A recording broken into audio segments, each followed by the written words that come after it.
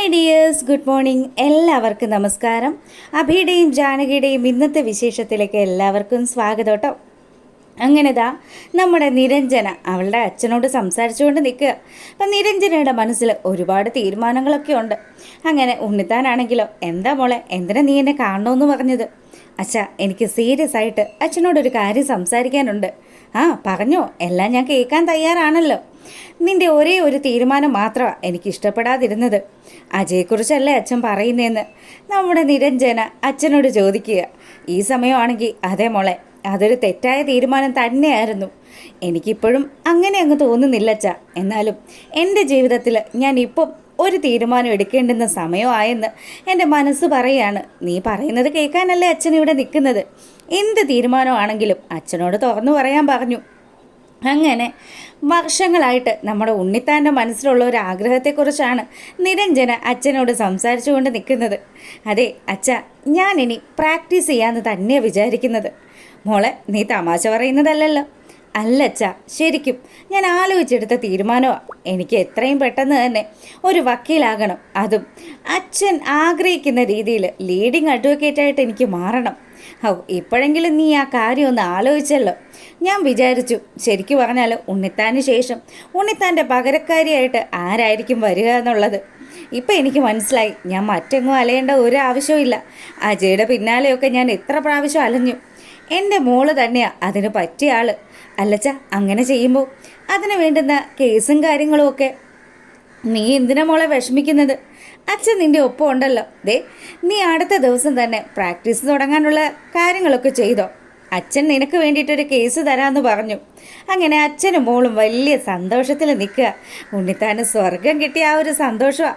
തമ്പി പല കാര്യങ്ങൾ പറഞ്ഞത് ഇപ്പോഴും ഞാൻ മോളുടെ അമ്മയുടെ അടുത്ത് സംസാരിച്ചിട്ടില്ല എന്ന് പറഞ്ഞ് അവിടെ നിന്നും മകളെയും ആശ്വസിപ്പിച്ച് മകൾക്ക് വേണ്ടുന്ന മോട്ടിവേഷനും ഒക്കെ കൊടുത്തിട്ട് ഉണ്ണിത്താൻ അവിടെ നിന്ന് പോവുക. നിരഞ്ജനയാണെങ്കിൽ ഇനി ജീവിതത്തിൻ്റെ പുതിയൊരു തുടക്കം, ആ രീതിയിൽ അവളും ചിന്തിച്ച് നിൽക്കുക. ഈ സമയമാണെങ്കിലോ നമ്മുടെ പ്രഭ വീട്ടിലെ പണികളൊക്കെ ചെയ്ത് വല്ലാത്തൊരവസ്ഥയിലൂടെ കടന്നുപോയിക്കൊണ്ടിരിക്കുകയാണ്. ശരിക്കും നമ്മുടെ അപർണ പ്രഭയെ ടാർഗറ്റ് ചെയ്തതാണെന്ന് പ്രഭയ്ക്ക് നല്ലതുപോലെ തന്നെ അറിയാം. അതുകൊണ്ട് തന്നെ ആ അമ്മ അങ്ങനെ അവിടെ ഇരുന്ന് കുറച്ച് പച്ചക്കറിയൊക്കെ അരിഞ്ഞുകൊണ്ടിരിക്കുന്ന സമയം ഈ കാഴ്ചയും കണ്ടുകൊണ്ട് അഭി അങ്ങോട്ട് വരിക. അഭി വന്നതും പ്രഭ ചോദിച്ചു, എന്താ അഭി? അല്ല, ഇതെന്താ അമ്മയാണോ ഇപ്പോൾ ഈ ജോലിയൊക്കെ ചെയ്യുന്നത്? ആ, ഞാൻ ചെയ്യാണ്ട് വേറെ മാർഗങ്ങളൊന്നും ഇല്ലല്ലോ. ഞാനിതൊക്കെ ചെയ്തില്ലെങ്കിൽ പിന്നെ എന്ത് രീതിയിലാണ് ഞാനിവിടെ ജീവിക്കേണ്ടി വരിക? അറിയാലോ, മുത്തശ്ശിയെ കൊണ്ടുപോയി വൃദ്ധസദനത്തിലാക്കിയതുപോലെ എന്നെയും ചിലപ്പോൾ കൊണ്ട് ആക്കിയാലോ? അമ്മ ഇത് എന്തൊക്കെയാമ്മ ഈ പറയുന്നതെന്ന് അഭി ചോദിക്കുക. അപ്പോൾ ആ സമയവും നല്ല സങ്കടമൊക്കെ ഉള്ളിലുണ്ടെങ്കിലും പ്രഭ അതൊന്നും പുറത്ത് കാണിക്കുന്നില്ല. മോനെ, എന്നെ എൻ്റെ മക്കൾക്കാർക്കും വേണ്ടല്ലോ. ഞാൻ ഈ വീട്ടിലെ ജോലിയെങ്കിലും ചെയ്ത് ജീവിച്ചോട്ടെ. ഇനി ഇവിടെ ഒരു വേലക്കാരി കൂടി വന്നു കഴിഞ്ഞാൽ ആ ജോലി അവൾ ചെയ്തു കഴിഞ്ഞാൽ പിന്നെ എനിക്ക് ഈ വീട്ടിൽ നിൽക്കാൻ പോലും പറ്റില്ല. തെരുവിലേക്ക് ഇറങ്ങേണ്ടി വരും ഈ പ്രഭ എന്നൊക്കെ പറഞ്ഞ് പുള്ളിക്കാരി ഇമോഷണലായിട്ട് സംസാരിക്കുമ്പോൾ അഭിക്ക് നല്ല വിഷമമായി. അഭി പറഞ്ഞു, അമ്മ ഇതൊന്നും ചെയ്യാൻ നിൽക്കണ്ട. അമ്മയെ സഹായിക്കാനായിട്ട് അപർണയോ ജാനകിയോ ഒക്കെ ഇവിടെ ഉണ്ടാകുമെന്നാണ് ഞാൻ വിചാരിച്ചത്. എന്തിനാ എന്നെ സഹായിക്കാനായിട്ട് ആരും തന്നെ വേണ്ട. ദൈവാനുഗ്രഹം കൊണ്ട് ഇപ്പം എനിക്ക് അതിനുള്ള പ്രശ്നങ്ങളൊന്നും ഇല്ലല്ലോ. അത്യാവശ്യം ആരോഗ്യമുണ്ട്. ഞാൻ ഈ കാര്യങ്ങളൊക്കെ ചെയ്തോളാം. എന്നെ ആരും ബുദ്ധിമുട്ടിക്കാനായിട്ട് ഇങ്ങോട്ട് വരരുത് എന്നുള്ള രീതിയിൽ പ്രഭ സംസാരിച്ചിട്ട് അവരവിടെ നിന്നും എഴുന്നേറ്റ് പോവുക. അപ്പോഴും അവരുടെ ഉള്ളിൽ നല്ല വിഷമമുണ്ട്. സൂര്യയോട് താൻ ചെയ്തതിൻ്റെ ആ ഒരു തെറ്റുകൾക്കൊക്കെയുള്ള ശിക്ഷയാണിപ്പോൾ താൻ അനുഭവിച്ചുകൊണ്ടിരിക്കുന്നത്. എത്രയൊക്കെ വന്നാലും തൻ്റെ ജീവിതത്തിൽ ഇങ്ങനെയൊക്കെ നടക്കുകയാണല്ലോ എന്നുള്ളൊരു സങ്കടം ആൾക്കുണ്ട്. അങ്ങനെ ആ ഒരു സീൻ കഴിയുമ്പോൾ നമ്മുടെ സക്കീർ ഭായിയും അതുപോലെ ജാനകിയും തമ്മിൽ ഒരു കൂടിക്കാഴ്ച കാണിക്കുകയാണ്. അപ്പം രണ്ടുപേരും സംസാരിക്കുന്നത് ജാനകിയുടെ അമ്മയെക്കുറിച്ചും സൂര്യനാരായണൻ എന്ന് പറയുന്ന ആ മഹാവ്യക്തിയെക്കുറിച്ചും ഒക്കെയാണ്. അപ്പം സൂര്യ സാറ് തന്നിൽ നിന്നും ഇതുവരെ ഒരു രഹസ്യവും മറച്ചു വെച്ചിട്ടില്ല. പിന്നെ ഞാനിപ്പോൾ പല കാര്യങ്ങളും കണ്ടെത്തുകയാണ്. എന്തൊക്കെ സംഭവിച്ചാലും ജാനകിയുടെ അമ്മയെ നമുക്ക് കണ്ടെത്തണം എന്നുള്ളൊരു തീരുമാനത്തിലാണ് സക്കീർ ഭായി ഉള്ളത്. അങ്ങനെ പുള്ളിക്കാരൻ ഒരുപാട് കാര്യങ്ങളൊക്കെ അന്വേഷിച്ച് അങ്ങ് കേദാർനാഥ് വരെ പോയതിന് ശേഷം സൂര്യ സാറിൻ്റെ കൂടെ മുന്നേ ജോലി ചെയ്തിരുന്ന ഒരു വ്യക്തിയെ കണ്ടെത്തുകയും അയാൾ വഴി ഈ സൂര്യ എന്ന് പറയുന്ന വ്യക്തി മറ്റൊരു സ്ഥാപനത്തിലേക്ക്, ഒരു ശരണാലയത്തിലേക്ക് ലക്ഷങ്ങൾ സംഭാവന ചെയ്തതും ആ ശരണാലയം പണി കഴിപ്പിക്കാനുള്ള എല്ലാ കാര്യങ്ങൾക്കും ചുക്കാൻ പിടിച്ചതും ഒക്കെ സൂര്യസാറ് തന്നെയാണ് എന്നുള്ള കാര്യം കൂടി സക്കീർ ഭായ് മനസ്സിലാക്കിയിരിക്കുക. അപ്പോൾ ഈ വിവരങ്ങൾ മുഴുവനും നമ്മുടെ ജാനകിയുടെ അടുത്ത് അദ്ദേഹം പറഞ്ഞപ്പം ജാനകി ചോദിച്ചു, അപ്പം എൻ്റെ അമ്മ അവിടെ തന്നെ ഉണ്ടാവുമല്ലേ? ഞാൻ ആഗ്രഹിക്കുന്നത് പോലെ എനിക്ക് എൻ്റെ അമ്മയെ കാണാൻ സാധിക്കുമായിരിക്കുമല്ലേ? മോളെ, നീ വിഷമിക്കേണ്ട. സൂര്യ സാർ എന്നിൽ നിന്നും അങ്ങനെ ഒരു സത്യങ്ങളും മറച്ചു വെച്ചിട്ടില്ല. പക്ഷേ സൂര്യ സാർ ഈ കാര്യങ്ങളൊക്കെ ചെയ്തിരുന്ന സമയത്ത് ഞാൻ നാട്ടിലില്ലായിരുന്നു. 5 വർഷക്കാലത്തിന് ശേഷമാണ് ഞാൻ മടങ്ങി വന്നത്. അതുകൊണ്ടായിരിക്കും ഒരുപക്ഷെ സാർ ഈ കാര്യങ്ങളൊക്കെ പറയാൻ വൈകിപ്പോയതെന്നുള്ള രീതിയിൽ സക്കീർ തൻ്റെ മനസ്സിലുള്ള കാര്യങ്ങൾ ജാനകിയോട് സംസാരിച്ചു.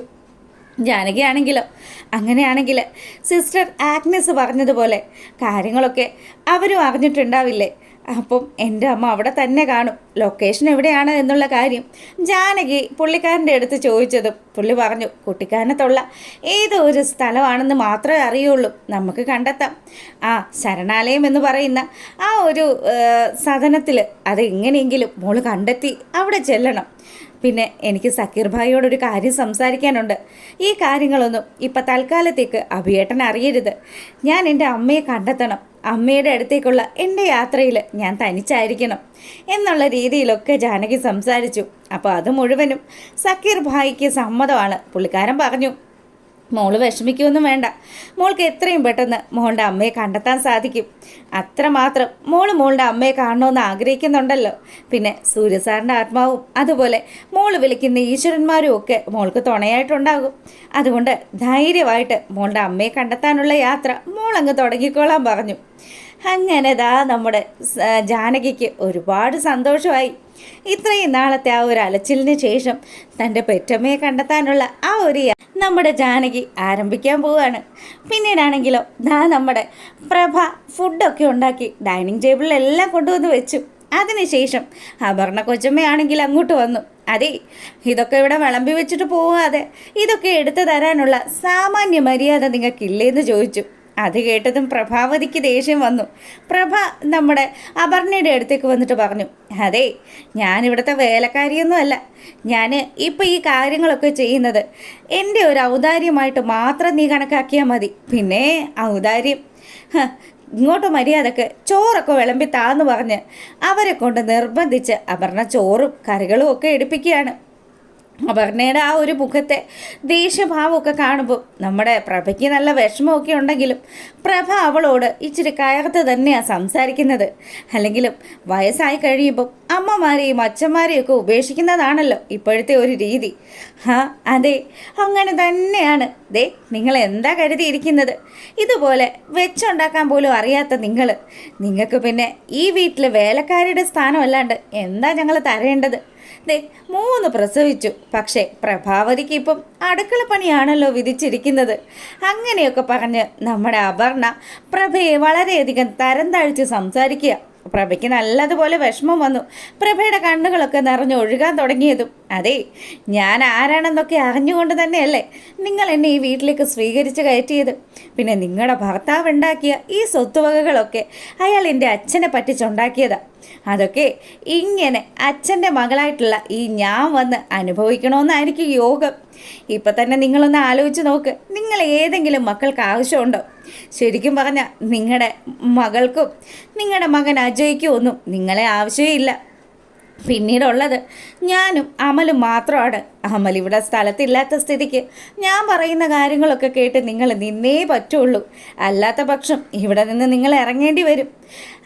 അതുകൊണ്ട് മര്യാദയ്ക്ക് ഞാൻ പറയുന്ന കാര്യങ്ങളും കേട്ട് ഈ വീട്ടിലെ ജോലികൾ മുഴുവനും ചെയ്തോളണമെന്ന് പറഞ്ഞ് അവൾ ശാസിക്കാൻ തുടങ്ങി. അങ്ങനെ ആ കാര്യങ്ങളൊക്കെ കഴിയുമ്പോൾ നമ്മുടെ സുമംഗല മുത്തശ്ശി അവർ ചെയ്തു കൂട്ടിയ മഹാപാപങ്ങൾക്കൊക്കെയുള്ള ശിക്ഷയാണല്ലോ അനുഭവിക്കുന്നതെന്നൊക്കെ ആലോചിച്ചുകൊണ്ട് ആ ഒരു വൃദ്ധസദനത്തിൽ അങ്ങനെ കഴിഞ്ഞുകൂടുക.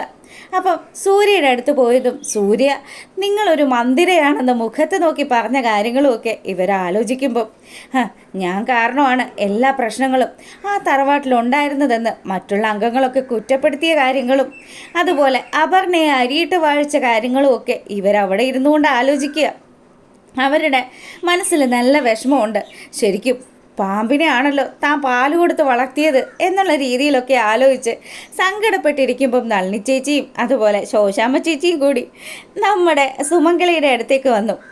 എന്താ പ്രാർത്ഥനയ്ക്കൊന്നും കണ്ടില്ലല്ലോ, എന്തായിരുന്നു വരാതിരുന്നേന്ന് ചോദിച്ചു. അത് കേട്ടതും ഈശ്വരന്മാരൊക്കെ എന്നോട് മുഖം തിരിച്ച് നിൽക്കുകയാണല്ലോ. പിന്നെ ഞാൻ അങ്ങനെ പണ്ട് മുതലേ ഈശ്വരന്മാരെയൊന്നും അങ്ങനെ തൊടാറില്ല. അത് ശരിയാ ശോശാമ്മ ചേച്ചി, ഇവരും മനുഷ്യരെ പ്രാകാനായിട്ട് മാത്രമാണ് ഉത്സാഹം കാണിച്ചിരുന്നത്. അങ്ങനെ നളിനിയെ കൊണ്ട് അവരുടെ എച്ചിൽ തീറ്റിക്കും എന്നുള്ള രീതിയിൽ വരെ സുമംഗല അങ്ങ് സംസാരിക്കുമ്പോൾ എത്ര കിട്ടിയാലും പഠിക്കില്ല, വൃത്തികെട്ട ജന്തു എന്നൊക്കെ പറഞ്ഞ് നളിനിയും ദേഷ്യത്തിൽ നിൽക്കുക. അങ്ങനെ ആ ഒരു സീൻ കഴിയുമ്പോൾ നമ്മുടെ ജാനകി ഉറച്ച ഒരു തീരുമാനം എടുക്കുന്നത് കാണിച്ചുകൊണ്ടാണ്